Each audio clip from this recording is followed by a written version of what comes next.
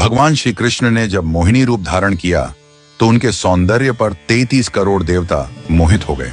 सभी देवताओं ने मन में यही कामना हुई कि ऐसी सुंदरी उनकी पत्नी बन जाए, परंतु केवल एक देवता ऐसे थे जिनके मन में मोहिनी के प्रति इस तरह का भाव नहीं आया।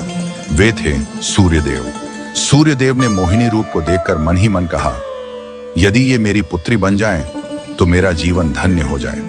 सूर्यदेव की इस भावना को समझकर भगवान श्री कृष्ण ने उनकी ओर कटाक्ष किया और संकेत किया कि उनकी इच्छा पूर्ण होगी। समय बीतने के बाद सूर्यदेव ब्रजभूमि में वृषभानु महाराज के रूप में अवतरित हुए। वृषभानु जी ने तपस्या की और ब्रह्मा जी से प्रार्थना की कि उन्हें ठाकुर जी की पुत्री के रूप में प्राप्ति हो। ब्रह्मा जी ने उनकी प्रार्थना को श्री हरि तक पहुंचाया। ठाकुर जी ने विचार किया कि वे नंद यशोदा और देवकी वासुदेव के यहाँ पुत्र के रूप में जन्म लेने वाले हैं, लेकिन प्रेम की स्थापना के लिए एक विशेष अवतार लेना होगा। ठाकुर जी ने अपने रूप को दर्पण में देखा और उस दर्पण में उन्हें ऐसा रूप दिखाई दिया जो स्वयं ठाकुर जी को भी मोहित कर गया।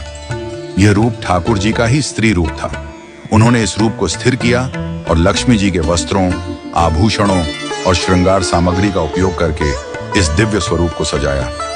जब यह स्वरूप पूर्ण हुआ तो ऐसा प्रतीत हुआ मानो सूर्य और चंद्र का एक साथ मेल हो गया हो। यह दिव्य तेज इतना अद्भुत था कि स्वयं ठाकुर जी भी नेत्र मूने को विवश हो गए। जब उन्होंने नेत्र खोले तो उनके सामने श्री राधा रानी का दिव्य स्वरूप प्रकट हुआ।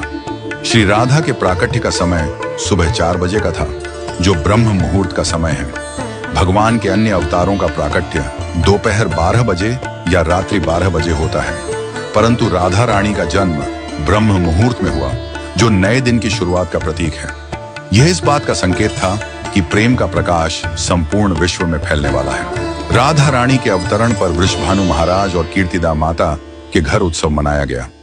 सभी गोप गोपियां ब्रजवासी आनंद में झूम उठे, लेकिन एक अद्भुत घटना ने सबको चकित कर दिया। राधा रानी अपनी आंखें नहीं खोल रही थीं। वृषभानु महाराज और माता कीर्तिदा इस बात को लेकर चिंतित हो गए। कई साधु संत और विद्वान उनके दर्शन करने आए, लेकिन किसी के भी प्रयास से राधा रानी ने अपनी आंखें नहीं खोली। तभी देवताओं के आग्रह पर नारद मुनि वहां आए।